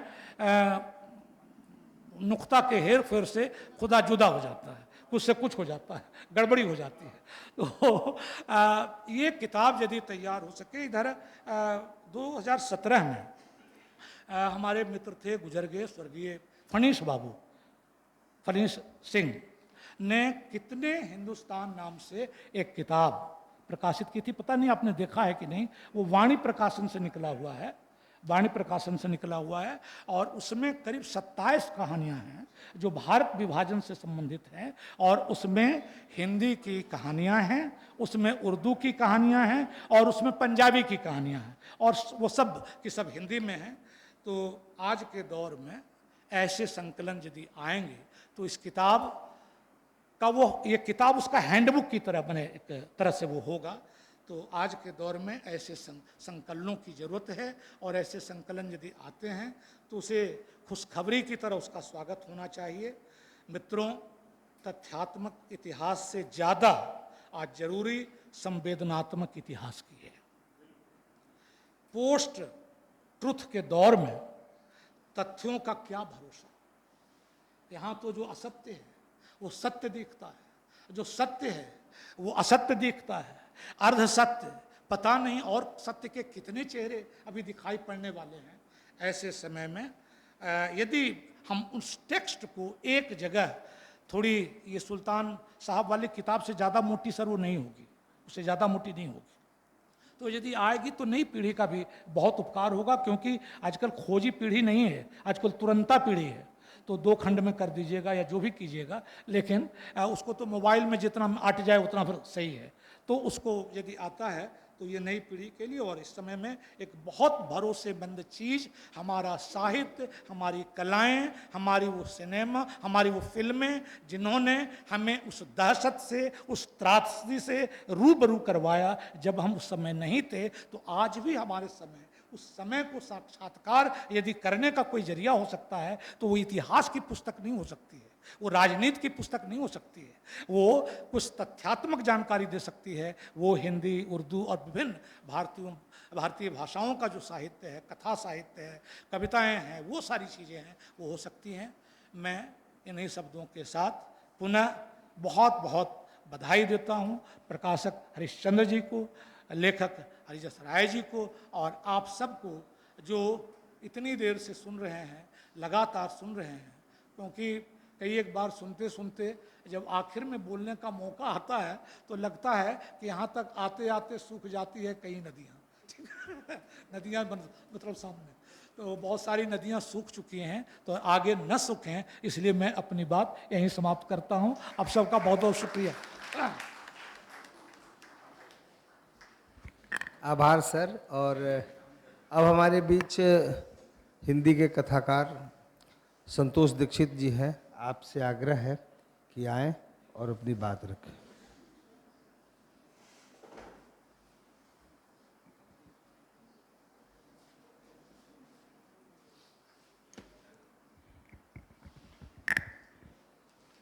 मंच पे उपस्थित हमारे सब वरिष्ठ कवि, वरिष्ठतम कवि आलोक धनवा जी, प्रोफेसर तरुण कुमार जी, अप्सा बानो जी, अजीना जी, हरियस राय जी, हमारे बहुत पुराने मित्र, लगभग 20-25 साल 30 साल से पुराने मित्र हैं।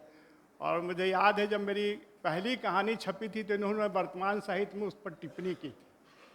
तो बड़े मतलब आलोचकीय प्रतिभा संपन्न भी हैं, कथाकार भी हैं। और आज जी और हरिश्चंद्र शर्मा जी जो बहुत पुराने परिचित और जिनकी जो इतनी अच्छी किताबें छापते हैं कि खुद मेरी लाइब्रेरी में इनके प्रकाशन की कई किताबें हैं जिनको पढ़ के मैं समृद्ध हुआ हूँ। तो सबसे पहले तो हरियस राय जी को बधाई। जैसा तरुण जी ने अभी कहा, ये इतना कठिन समय है और इस कठिन समय की पहचान कथा साहित्य में बहुत पहले हो गई थी। आप याद कीजिए स्वयं प्रकाश की कहानी पार्टीशन, वो उन्होंने उस समय लिखा था और आज भी वो मौजू है। और आज जिस तरह के हालात हैं पूरे देश में, विभाजन की विभीषिका का एक समझिए कि जो एक सालाना जलसा नहीं मनाया जाता, लेकिन वो जलसा ही है। पॉलिटिकल राजनीति में कुछ भी होता है तो वो जलसा ही होता है, उसी को याद भी करने का। तो ये स्थिति जब है, ऐसे में इस किताब का आना और पटना में इस पर बातचीत होना, ये बहुत ही सुखद है। हम हरियस जी को बधाई देते हैं और इस किताब के बारे में कुछ बहुत संक्षेप में कुछ जरूरी जो बातें हम सब जानते हैं। अभी कृष्णा सोबती का उदाहरण दिया गया। विभाजन एक ऐसा जख्म है जिसको भूलना भी बहुत कठिन है और याद करना भी बहुत खतरनाक है। ये हमेशा रिश्ते रहने वाला जख्म है। ये कभी जो है एक ऐसा घाव है जो कभी भरता नहीं है। और भारत का विभाजन जो हुआ तो ये केवल एक भूगोल का बंटवारा नहीं था, बल्कि मनुष्यता, स्मृतियों और सांस्कृतिक अस्मिता का भी एक गहरा क्षरण हुआ है। साथ साथ भारतीय कथा साहित्य ने इस ऐतिहासिक त्रासदी को न सिर्फ दर्ज किया, बल्कि इसे एक भावनात्मक और नैतिक विमर्श में भी बदला। विभाजन से जन्मी कहानियाँ और उपन्यास मानव पीड़ा, विस्थापन, हिंसा और टूटे दरकते विश्वासों का एक ऐसा दस्तावेज है जिन्हें किसी इतिहास की किताब में पूरी तरह से नहीं पकड़ा जा सकता है। ये सबसे महत्वपूर्ण बात है। यहाँ पर मुझे एक प्रसंग याद आ रहा है। अक्सर हिंदी कविता पर यह आरोप लगता है कि विभाजन के संबंध में कोई कविताएं नहीं हैं ये भारतीय कथा साहित्य की बात हो रही है, कविताएं नहीं हैं। जबकि उस समय जब देश का बंटवारा हुआ तो कम से कम 5 बड़े प्रगतिशील कवि रचना कर रहे थे, जिसमें नागार्जुन, शमशेर, त्रिलोचन, मुक्तिबोध और केदारनाथ अग्रवाल, ये सारे लोग थे। लेकिन एक भी कविता जो है वो विभाजन की पीड़ा के संबंध में नहीं आई है। ये हमेशा आरोप लगता रहा है। लेकिन अगर आप इन कहानियों की सूची देखेंगे जो विभाजन से संबंधित कहानियां हैं, तो आप देखेंगे कि इसमें वैसे ही कथाकार शामिल हैं जिन्होंने वास्तव में विभाजन के दंश को झेला है, जो उस इलाके में रहे हैं। यहाँ बिहार की कोई कहानी नहीं है, उत्तर प्रदेश की नहीं है, यहाँ बंगाल की कहानी है, मराठा की कहानी, मराठी कहानियाँ हैं, गुजरात है और पंजाब है जो 2 भाग में सीधे बटा, बंगाल की कहानियाँ हैं। तो इस तरह से और ऐसे लोगों की भी कहानियाँ हैं जो लोग विस्थापित होकर के हमारे देश में आए हैं, जिसमें सबसे पहला नाम हम भीष्म साहनी का परिवार को कह सकते हैं। बल्लाळ साहनी उन्हीं के बड़े भाई जिन्होंने गर्म हवा जैसी फिल्म बनाई, गर्म हवा जैसी फिल्म बनाई। और भीष्म साहनी ने काफ़ी काम किया, अलग से भी उन्होंने जो कथा साहित्य पर काफ़ी काम किया है। असगर वजाहत जैसे लोग जिन्होंने हिंदी में काफ़ी काम किया है। तो ये सारे हैं। और मैं ये कह सकता हूँ कि ये जो कहानियाँ हैं, ये साहित्य ने, कथा साहित्य ने आंकड़ों के पीछे छिपे चेहरे दिखाए और उन आवाज़ों को सामने लाया जो सरहदों की लकीरों में कहीं खो गई थी, गुम हो गई थी। उन आवाज़ों को सामने रखा है। मंटो से लेकर भीष्म साहनी और कृष्णा सोबती से लेकर यशपाल तक हर लेखक ने इस त्रासदी को एक विशिष्ट दृष्टि से देखा और लिखा। यही कारण है कि विभाजन विमर्श आज भी हमारे साहित्यिक और सामाजिक चिंतन का एक केंद्रीय आधार बना हुआ है। इस पृष्ठभूमि में विभाजन की विभीषिका और भारतीय कथा साहित्य जो है, ये जो किताब है, तो जाहिर है कि इसका स्वागत किया जाना चाहिए। ये एक पूर्व पीठिका जो है, यह जो किताब है, यह केवल घटनाओं का इतिहास नहीं है, बल्कि विभाजन से प्रभावित लोगों की पीड़ा, भावनाएं और उनके अनुभवों को सामने लाती है। दूसरी जो एक महत्वपूर्ण बात है कि सांप्रदायिकता के खतरों की यह चेतावनी देती है। कैसे चेतावनी देती है? क्योंकि यह पुस्तक बताती है कि विभाजन जो है वो विशुद्ध रूप से एक धार्मिक विद्वेष का परिणाम था और इसके राजनीतिक कारण निहित थे। ये पहले और 2 अध्याय में हरियस जी ने इसको बहुत विस्तार से बतलाया है, चर्चा की है। तीसरी जो एक महत्वपूर्ण चीज़ है कि ये हमारे साझी संस्कृति को याद दिलाती है। यह दिखाती है कि भारत की संस्कृति मूलतः मिश्रित और साझा रही है। और ख़ास करके अगर आप कुर्तुल हैदर का उपन्यास पढ़ें, आग का दरिया, अब देखिए उस है, या कृष्णा सोबती का जिंदगी नामा, अगर आप इसको पढ़े हुए हैं तो आप महसूस कर सकते हैं कि किस पंजाब के जो शाह का जो परिवार है और किस तरह से सारे लोग मिलकर त्यौहार मनाते हैं, साथ में जो तंदूर लगता है, सबकी रोटियां पकती हैं। ये सब अद्भुत है जिन कृष्णा सोबती के उपन्यासों में। फिर विस्थापन और शरणार्थी की समस्या की समझ जो है वो सबसे बड़ी चीज़ है कि ये एक वैश्विक, आज माइग्रेशन भी जिस तरह से हो रहा है और जितने युद्ध चल रहे हैं, इतने माइग्रेशन विस्थापन हो रहे हैं कि मतलब ये समस्या एक वैश्विक समस्या हो गई है। और इस नाते ये सारे कथा साहित्यों का एक जगह जो संयोजन हुआ है, ये सबसे महत्वपूर्ण है। ये भी मानवीय मूल्यों का पुनर्स्मरण हुआ है, इसको हम इस रूप में भी कह सकते हैं। मानवीय मूल्यों का पुनर्स्मरण हुआ है। और सबसे बड़ी चीज़ है कि नई पीढ़ी के लिए एक सीख की तरह है। आज जो लोगों ने विभाजन को नहीं देखा है, जो छोटे युवा हमारे साथी हैं, जिन लोगों ने उस पीड़ा को, वो इस पुस्तक के माध्यम से उस पूरे समय को एक मतलब पूरे समय में जा कर के झांक सकते हैं कि वो कितना पीड़ादायक समय था। खास करके अगर आप मंटो की कहानियाँ पढ़ें, आपका दिल दहल जाएगा। या फिर साझी संस्कृति की बात करनी है तो उर्दू में जो उदास नस्लें जैसा उपन्यास अगर आपने नहीं पढ़ा। अभी मैं आंगन पढ़ रहा हूँ खदीजा मस्तूर का, अभी जस्ट शुरू किया है, 25-30 पन्ना अभी कल तक पढ़ रहा था मैं। तो ये सब चीज़ें अगर आप नहीं पढ़ते हैं तो जाहिर है कि उस पीड़ा के साथ एक आत्मसाक्षी आप नहीं हो सकते हैं।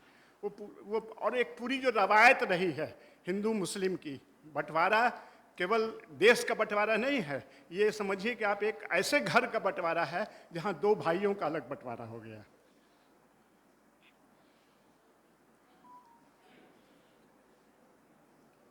इसमें बाकी सब बातें हो गई हैं तमाम, कि इसमें तो कथा साहित्य है, अलग अलग ढंग से है। उस जो हिंदी की जो महत्वपूर्ण कहानियाँ हैं, जितनी भी महत्वपूर्ण है, भीष्म साहिनी से लेकर के, और जो महत्वपूर्ण उपन्यास हैं यशपाल से लेकर के और कृष्णा सोबती, मैंने सबका जो अभी जिक्र किया, ये सब हैं इसमें। इसमें एक चीज़ जो बहुत महत्वपूर्ण है वो है कथेतर गद्य। वो कथेतर गद्य में असगर बजाहत का संस्मरण जो है, जो वो पाकिस्तान से जो घूम करके आते हैं और लिखते हैं, वो बहुत ही महत्वपूर्ण है। और उर्वशी बुटालिया का संस्मरण ये भी इस किताब में है।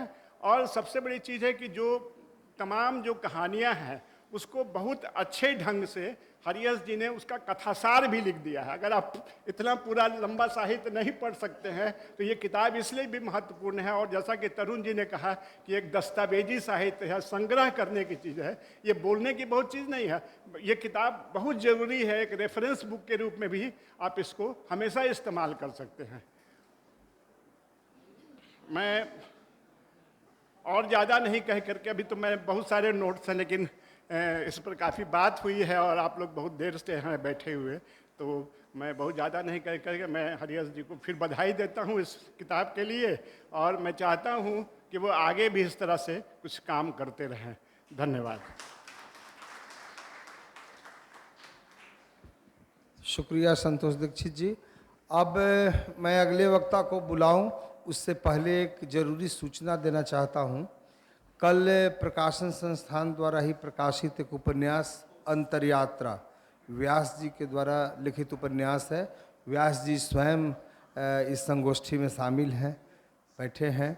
तो आप सबों से निवेदन है और उनसे भी हमारा निवेदन है जो यहाँ नहीं हैं, उन तक हम सब संदेश पहुँचाएं कि कल बिहार विधान परिषद के सभागार में 2 बजे के बाद 3 बजे हाँ 3 बजे से परिचर्चा है उस उपन्यास पर, और उसमें हम सब शामिल हों।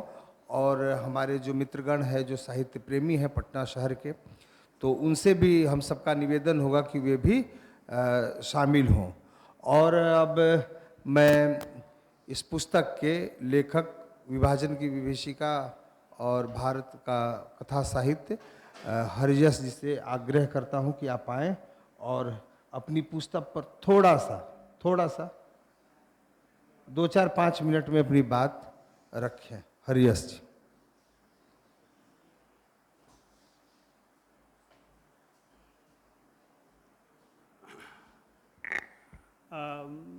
मैं यहाँ पटना में आकर के अपने आप को बहुत ही गदगद और गौरवान्वित सा महसूस कर रहा हूँ कि मेरी इस किताब को इतने बेहतरीन तरीके से समझा गया, इतनी बेहतरीन तरीके से अपनी बात कही गई। इनके लिए धन्यवाद के लिए मेरे पास शब्द नहीं है। विभाजन की विभीषिका किस रूप में हमारे साहित्य में दर्ज हुई, किस रूप में हमारे जीवन में दर्ज हुई, आप सब ने, हमारे तमाम वक्ताओं ने इस पर बहुत गहराई से प्रकाश डाला है।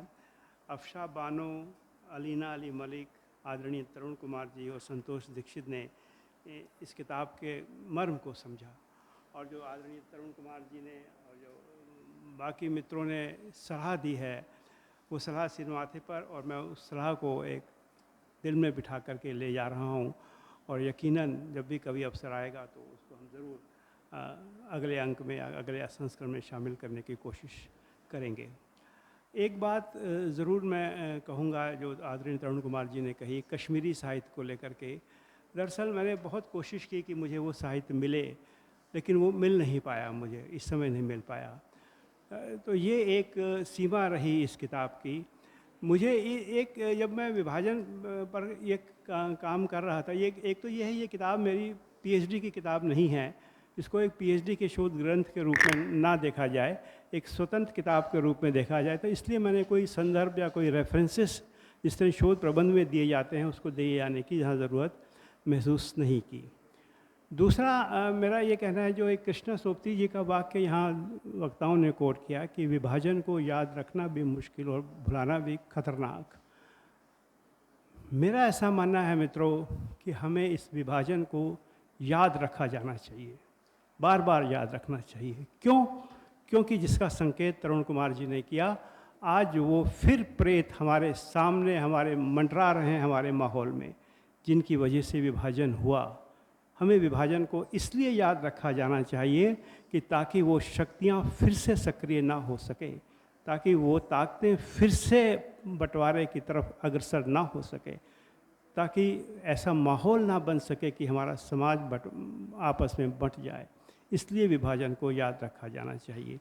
मैं कोशिश यही करते हैं कि विभाजन की विभीषिका जो हमारे घरों तक पहुंची है उनको हम याद करें और सतर्क रहें, सावधान रहें उस प्रकार के मनोवृत्ति से, उस प्रकार की सोच से, उस प्रकार की राजनीतिक विचारधारा से, और एक लोकतंत्र के खातिर जो हम लोग बार बार जिसके लिए लड़ाई लड़ रहे हैं उसको बनाए रखने की लगातार कोशिशें मजबूत करते रहें। इसलिए विभाजन को याद रखा जाना चाहिए। एक बात मैंने इस अध्याय में और भी कही है, शायद आप लोगों का ध्यान गया होगा कि इसका एकदम अंतिम अध्याय है, विभाजन जारी है। ये केवल विभाजन की विभीषिका ही तक नहीं खत्म हो गई, वो विभाजन लगातार जारी है। वो हम अपने समाज में भी देख रहे हैं और अपने साहित्य में भी देख रहे हैं। हमारे एक मित्र ने स्वयं प्रकाश की कहानियों का जिक्र किया, ऐसी बहुत सारी कहानियाँ और भी मौजूद हैं। अनुकूल हुआ और समय मिला तो शायद मैं उस पर भी काम करूँगा। जो अब विभाजन जारी है उसको जो विभाजन हो रहा है 1947 के बाद, उसके बाद जो प्रवृत्तियाँ बन रही हैं उन पर भी ये किताब करने की कोशिश करूँगा। इसलिए विभाजन को हमें याद रखा जाना चाहिए और सतर्क रहना चाहिए। हमारे सभी श्रोताओं ने बहुत तहे दिल से मेरी किताब को समझा, और किसी लेखक के लिए सबसे बड़ी खुशी की बात यही होती है कि उसी किताब को तहे दिल से समझा जाए। कुछ कमियां रह गई या कुछ सीमाएं रह गई, मैं उसको सीमाएं कहूँगा, आपने उसी ओर ध्यान दिलाया, वो भी मेरे लिए बहुत महत्वपूर्ण है। और बहुत खुश हुआ मैं आज यहाँ पर आकर के आप सबके विचार सुन करके। बहुत बहुत आभार आप सबका, शुक्रिया।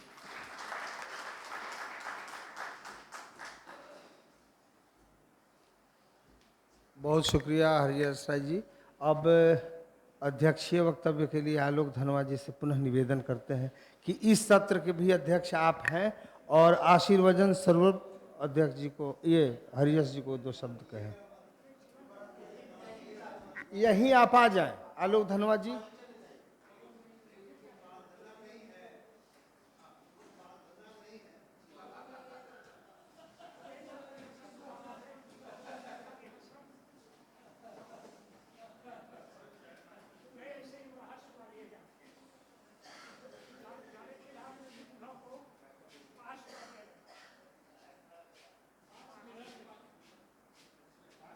देखिए, बहुत खुशी की बात है। मुझको लगता था कि शरीर तो हमारा बहुत कमज़ोर है, सब मालूम है आपको, लेकिन बातें बहुत अच्छी हुई, बातें अच्छी हुई। जितने लोगों ने बातें की, यहाँ तक कि जो ये मोहतरमा बैठी हैं 2, उन्होंने भी बहुत अच्छी बातें की। और तरुण बाबू ने बात की, और हमारे सफदर इमाम कादरी, और जो हैं, हाँ, संतोष दीक्षित भी बोले, बहुत अच्छा बोले। वो तो हमारी कविताओं पर भी बहुत बोलते हैं।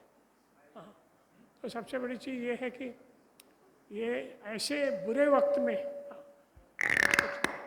माइक के बंद कर रहा, हम ऐसे ही बोल सकते नहीं अगर ज़रूरत नहीं है कि इससे ज़्यादा बुरा वक्त जो है भारत में नहीं आया। आप देखिए, वहाँ कलकत्ते में जब चुनाव होने वाला है, वहाँ बाबरी मस्जिद बना रहे हैं लोग चंदा करके, और बांग्लादेश में देख रहे क्या हो रहा है। खुद इमरान के साथ जो हो रहा है, वो बार बार निर्णय लेंगे कि इमरान को कब फांसी दी जाए। हमसे लोग कहते हैं कि आप रात के 2 बजे तक देखते रहते हैं। उनका इसीलिए देखते हैं कि उसको फांसी दे दी। ये फांसी देंगे इमरान को, क्योंकि he is very popular Pakistan में उससे पॉपुलर आदमी नहीं है, सेना उसके साथ है। तो ये सारी बातें हैं। तो ये जो विभाजन हुआ वो तो बहुत अच्छा कहा अभी राय साहब ने कि उस विभाजन से तो हमारी मनुष्यता ही विभाजित हो गई। हिंदी उर्दू को लेकर जो झगड़ा है उस पर शाहिर ने भी बहुत अच्छा लिखा है। गालिब पर शाहिर की बहुत अच्छी नज़्म है, शाहिर लुधियानवी की। हाँ, जब ये शताब्दी वर्ष मना रहे थे, हाँ, तो उस पर उन्होंने कहा कि वो जो उनकी कब्र है वो एक चादर के लिए तरसती रही। शाहिर तो बड़े शायर हैं, he is a major poet. तो शाहिर उस तरह से लिखते थे और शाहिर ने कभी ये नहीं किया जेल में डाले। मजरू तो थोड़ा आगे पीछे करते हैं लेकिन वो नहीं, और कैफी आदमी भी नहीं आगे पीछे करते। तो ये ज़रूरत है कि आप जो है उर्दू, हिंदी और दूसरी भारतीय भाषाएं हैं उनके लेखकों को बीच बीच में बुलाइए और उनके यहाँ जाइए। हम तो पाकिस्तान 3-3 बार हमको बुलाया गया कि आप वहाँ आइए, लेकिन हम इसलिए नहीं जाते थे कि भाई कौन जाने हम रह जाएं वहीं। क्या है ऐसा कि आप हमको फिर यहाँ बुला लेंगे? हमारा तो कोई परिवार है नहीं, वहीं रहेंगे। असगर ने भी कहा हमसे, असगर वजाहत ने, कि तुम चलो वहीं, लाहौर वाली बात है, चल के देखो लाहौर को, कराची को देखो, पेशावर को देखो। कहाँ गए हम लोग? तो कभी जाते नहीं हैं। डेलीगेशन जाता है उसमें हम जैसे लोगों को नहीं रखते हो। तो इसलिए सबसे बड़ी चीज़ ये है कि वो जो प्रदीप साहब का गीत है कि हम लाए हैं तूफान से कश्ती निकाल के, इस देश को रखना मेरे बच्चों संभाल के। तो ये जो चीज़ है, कैसे कैसे कहानीकार आए। हम तो जब चेयरमैन थे तो हमने फमीदा रियाज को भी बुलाया और उनको भी बुलाया, असगर साहब को भी बुलाया। असगर को तो 3 बार बुलाए, क्योंकि जो यहाँ ये है वो संस्था जो है खुदा बख्श लाइब्रेरी, वो तो वही जानता है कि उसको कैसे ठीक करेंगे और कैसे उसको महफूज रखेंगे। हम कभी कभी जाते थे। तो ये जो हिंदी उर्दू है, ये तो हिंदी कहाँ से आई? संस्कृत से आई क्या? बिल्कुल नहीं। और हिंदी क्या बांग्ला से आई? आपके आदि कवि कौन है? अमीर खुसरो है। अगर आप अमीर खुसरो को नहीं मानते तो फिर तब तो बड़ी मुश्किल हो जाएगी। उर्दू हिंदी बोलिए। अल्लामा इकबाल ने भी इसको लिखा। जो अल्लामा इकबाल का जो ये है जो गाया जाता है, अब ये उसको भी हटाना चाहते हैं। सारे वतन से अच्छा हिंदुस्तान हमारा, तो इसको भी वो बदल देना चाहते हैं। पार्लियामेंट को उन्होंने ये कर दिया कि जहाँ वो बैठता था वहाँ नहीं जाएंगे हम। और सब में चोरी हुई। बाबरी मस्जिद को लेकर कोई हिस्टोरिकल एविडेंस नहीं है कि वहाँ पर राम पैदा हुए थे। राम कहाँ पैदा हुए तो नहीं मालूम है, लेकिन आप जो बाबर ने एक छोटी सी जगह बनाई थी, आप उसको भी ये कर दिए। तो ये नहीं सोचिए कि आपकी छवि बन रही है, नहीं बन रही है। खुद अमेरिका के अंदर बहुत लड़ाई हो रही है, हिंदू मुसलमान की लड़ाई। मीरा नायर का जो मीरा नायर का जो बेटा है वो न्यूयॉर्क का मेयर हो गया। हाँ है, हाँ, उसने बहुत अच्छा काम किया और उसको 90% वोट मिला। तो सब जगह लोग हैं। हाँ, अब आप घर में बैठे रहिएगा और हमेशा यही सोचिएगा कि 1 कट्ठा और ज़मीन ले लेते, 2 कट्ठा और ज़मीन ले लेते, तो एक दिन मर के चले जाइएगा। नज़ीर को देखिए, नज़ीर अकबराबादी ने जो काम किया है। एक हमारे मित्र हैं अशोक पांडे, नैनीताल में हैं, अंग्रेजी के फर्स्ट क्लास फर्स्ट लगातार रहे। वो कहते थे कि तुम यहाँ आओ, उनकी कब्र पर जाके हम लोग आज सफाई करेंगे। और हम जाते थे। नज़ीर साहब का जो मकबरा है वहाँ, और आप देखिए कि जो हबीब तनवीर हैं उन्होंने कितना उन पर काम किया। तो हम तो एक जिसको कहते हैं कि किसी को पढ़ना नहीं चाहते, कुर्तुल हैदर को भी नहीं पढ़ना चाहते। आखिरी शब के हम सफ़र याद कीजिए, इंतज़ार हुसैन का किसी ने उनकी चर्चा की, बहुत बड़े ये थे। तो ये चीज़ है कि सबसे बुरे वक्त में सबसे अच्छे लोगों को याद कीजिए, ये कुरान में भी कहा गया है। हाँ, सबसे बुरा वक्त है। अगर ईरान लड़ रहा है और ईरान की लड़कियां बाहर आकर के लड़ रही हैं और ईरान का साथ पुतिन दे रहे हैं और चीन दे रहे हैं और दूसरे कई मुल्क साथ दे रहे हैं, तो क्यों नहीं लड़ेंगे ईरान के लिए? ईरान के लिए लड़ेंगे, ईरान को छोड़ कैसे देंगे? मोहम्मद रफ़ी ने भी गाया था कि ना हिंदू बनेगा ना मुसलमान बनेगा, इंसान की औलाद है इंसान बनेगा। तो उसमें वो कहते हैं कि अल्लाह जो है हमको एक ही धरती दिया,